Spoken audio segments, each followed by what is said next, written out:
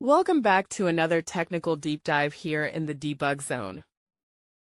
Today we're tackling a big question and breaking it down with insights from other users. Hopefully this clears up some misconceptions and helps you get the answer you need. So buckle up, stay a little curious, and let's jump right in.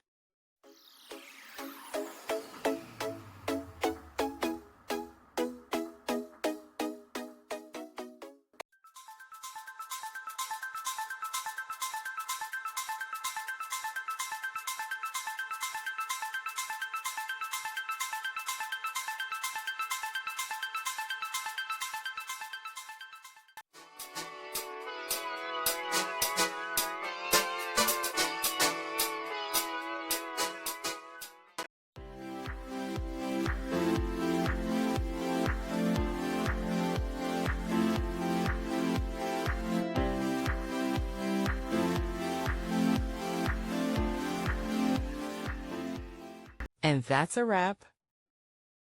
I hope you found the answer you were looking for. If you did, take a second to hit that subscribe button. It really helps out. And let me know in the comments which solution worked best for you.